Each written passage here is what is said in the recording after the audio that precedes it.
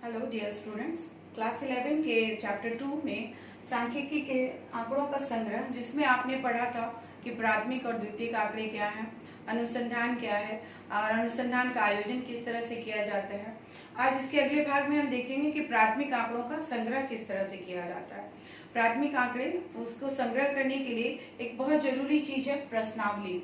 प्रश्नावली नाम से ही स्पष्ट है कि इसमें क्या होता है, प्रश्नों का संग्रह होता है। प्रश्न किस तरह से होने चाहिए। प्रश्नावली के दो भाग होते हैं।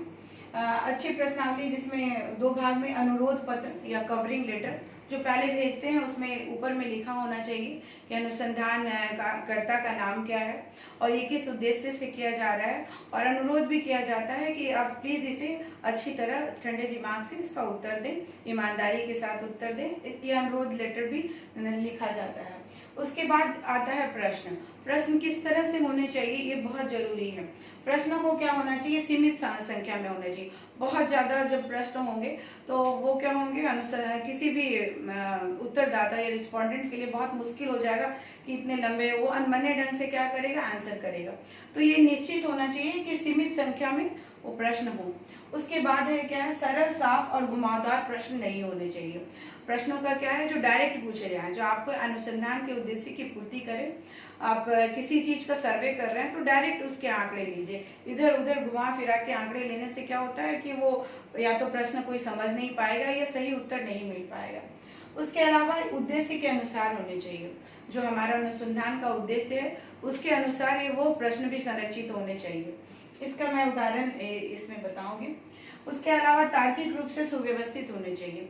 सबसे पहले जो भी प्रश्नावली होती है उसमें व्यक्तिगत हल्का फुल्का इंफॉर्मेशन, नाम क्या है, उसके अलावा फिर लिंग क्या है, व्यवसाय क्या है, जनरल जानकारी से शुरू होते हुए फिर प्रश्नों को थोड़ा क्लिष्ट होते जाना चाहिए। ये स्टार्टिंग मतलब हल्के फुल्के प्रश्नों से करना चाहिए, ठीक है। उसके बाद व्यक्तिगत प्रश्नों की उपेक्षा करनी चाहिए।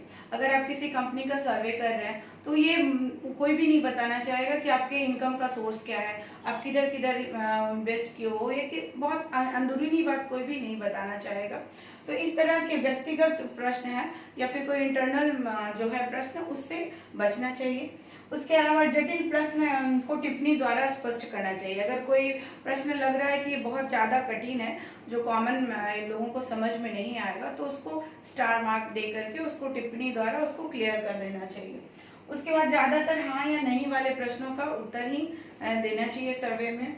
उसके बाद प्रश्नावली का जो है परीक्षण पहले ही कर लेना चाहिए। अगर आप प्रश्नावली बना रहे हैं तो पहले टेस्ट कर लीजिए, उसके बाद फिर आप कहाँ जाइए, फील्ड वर्क करने जाइए। इससे क्या होता है कि प्रश्नावली एक बार चेक हो जाती है तो वो ज्यादा ही मानक हो जाती है।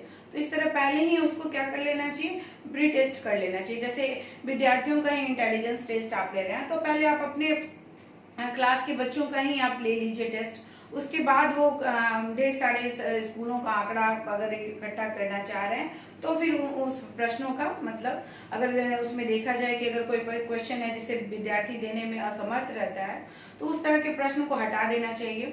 या फिर कोई प्रश्न अगर लगे कि यानी ये देना चाहिए था तो उसको हम क्या कर सकते हैं, उसमें ऐड कर ले सकते हैं। तो इसलिए इसका पूर्व परीक्षण कर लेना बहुत ज्यादा जरूरी है। अब हम देखेंगे कि प्राथमिक आंकड़ों के संकलन की क्या क्या विधि है।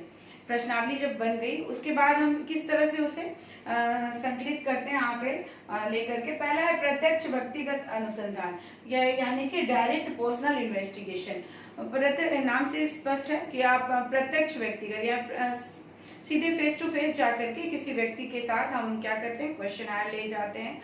या फिर अगर वो पढ़ा लिखा नहीं है तो उसके पास जाकर के क्वेश्चन उसको पढ़ करके पूछते हैं और फिल कर लेते हैं। तो इस तरह से क्या होता है, ये आंकड़े मिल जाते हैं आपको। जैसे आपको जानना है कि किसी साइकिल कंपनी या किसी भी कंपनी का मजदूरों का वो जो किस तरह से वेतन का या क्या क्या स्थिति है, या फिर किसी की बिक्री की क्या स्थिति है किसी कंपनी के प्रोडक्ट की, तो जा करके उसको पर्सनली इन्वेस्ट कर सकते हैं, मजदूरों के पास जा करके उससे डाटा ले सकते हैं। तो इस तरह की विधि के गुण क्या हैं, इसमें एकदम शुद्ध आंकड़े मिलते हैं, बिल्कुल ही शुद्ध आंकड़े, क्योंकि आप डायरेक्ट जाकर के उनके पास फेस टू फेस लेते हैं, मौलिक भी रहते हैं, समयानुसार भी रहते हैं। उसके बाद लोचशील है, अगर प्रश्न को कोई फेरबदल करने की जरूरत हो तो आप वहाँ पे उस पर फेरबदल भी कर सकते हैं। उसके अलावा इसमें सीमित एरिया में, क्योंकि डायरेक्ट इसे जाना पड़ता है, तो ये बहुत ही सीमित क्षेत्र में भी किया जा सकता है और अच्छे परिणाम इसके आते हैं। लेकिन साथ ही साथ इसके कोई दोष भी हैं, जैसे इसमें पक्षपात की संभावना होती है। अगर वो कोई इन्वेस्टिगेशन करने के लिए जाए वहाँ पे, तो हो सकता है वो अपने तरफ से भी आंकड़ों का क्या करें, तोड़ मरोड़ करके उसे पेश करें। या फिर जटिल विधि है, जटिल विधि है क्योंकि ये क्वेश्चनर बना करके वहाँ पे जाके उसको एडमिनिस्ट्रेट करना पड़ता है, वहाँ उससे जा करके क्वेश्चन पूछना पड़ता है, तो बहुत ज़्यादा जटिल विधि हो जाती है। और पक्षपात की संभावना पहले भी लिखा है, तो पक्षपात की संभावना होती है। उसके बाद दूसरे में आप देखिए अप्रत्यक्ष मौखिक अनुसंधान, है ना।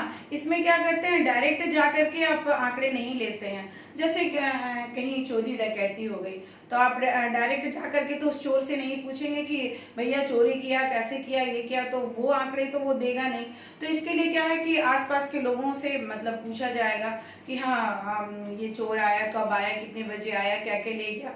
तो ये क्या है, इनडायरेक्ट रूप से आप क्वेश्चन कर रहे हैं, दूसरे लोगों से क्वेश्चन कर रहे हैं। तो एक क्राइम सीन में ये सब में इन्वेस्टिगेशन बहुत ज्यादा इंपॉर्टेंट रहता है। इसमें क्या है, ये जो विधि होती है ये बहुत मितव्ययी, मतलब इसमें बहुत कम खर्च में भी आंकड़े निकल जाते हैं। उसके अलावा ये क्या है कि बड़े क्षेत्र के लिए उपयुक्त है। आप एक जगह से डाटा नहीं लेकर के बहुत लोगों से, हर लोगों से नहीं पूछ करके किसी पर्टिकुलर नहीं, इससे हमें क्या जानकारी मिल सकती है। तो ये क्या है, बहुत बड़े एरिया का हम इसमें सर्वे कर सकते हैं। उसके बाद फिर है कि इसमें पक्षपात की संभावना नहीं रहती है, क्योंकि कोई जानने पहचानने वाला तो आपका रहेगा नहीं, चोर आपके जान पहचान का नहीं रहेगा। तो इसमें क्या होगा कि हाँ, जो भी आंकड़े जो जानेंगे लोग उसे बताएंगे। तो इसमें क्या होती है कि पक्षपात की संभावना नहीं होती है। लेकिन इसमें भी दोष है। दोष क्या है कि गलत और झूठे हो सकते हैं, हो सके कोई मनगढ़ंत बातें भी बना दे, तो इस तरह झूठे आंकड़े भी मिल सकते हैं। उसके बाद अगली क्या है, संवाददाताओं द्वारा सूचना, या कि कॉरेस्पॉन्डेंट जो होते हैं उनके द्वारा सूचना। जैसे कहीं पे हिंसा हो गई, या फिर कहीं पे दंगा या कुछ और हो गया, बाढ़ अकाल वगैरह की स्थिति हो गई, तो इसमें क्या है, लोग जो वहाँ पे लोकल जो कॉरेस्पॉन्डेंट होते हैं उससे हम आंकड़े एकत्र करते हैं।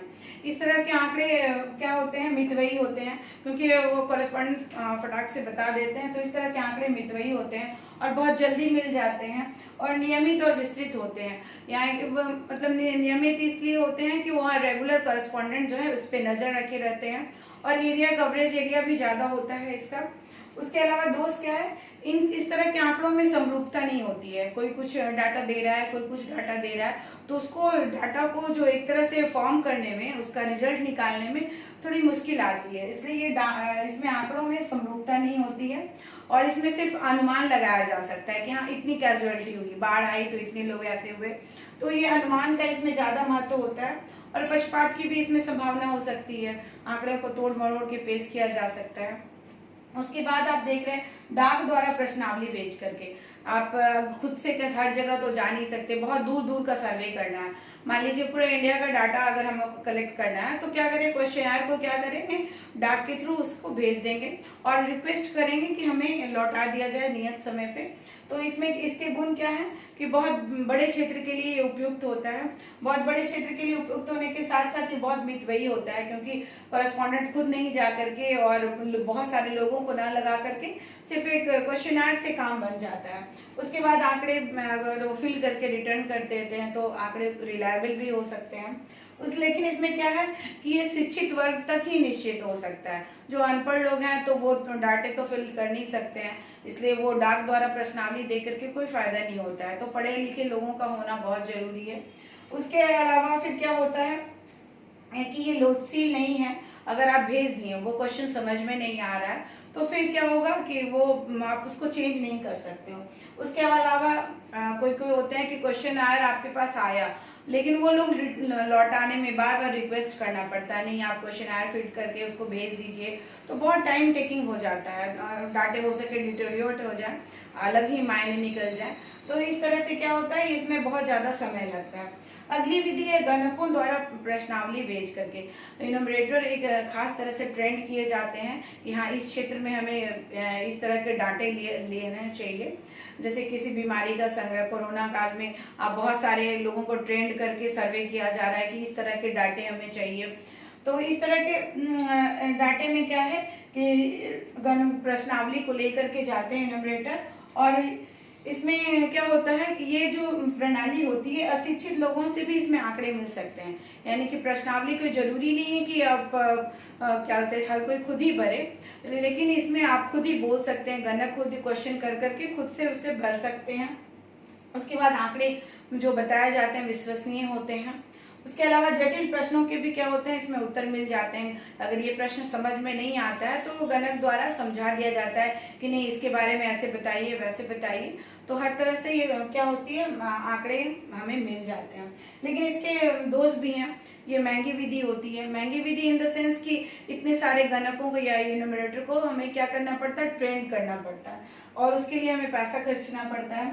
उसके बाद इसके अभाव में गलत सूचना, अगर वो गणक जो है वो ट्रेंड नहीं है तो हमें क्या मिलती है, सूचना गलत मिल सकती है। इस तरह हम देख सकते हैं कि आंकड़ों के संग्रह की, ये प्राथमिक आंकड़ों के संग्रह की ये विधि है। अगले भाग में हम देखेंगे कि द्वितीयक आंकड़े और सैंपल सर्वे मेथड।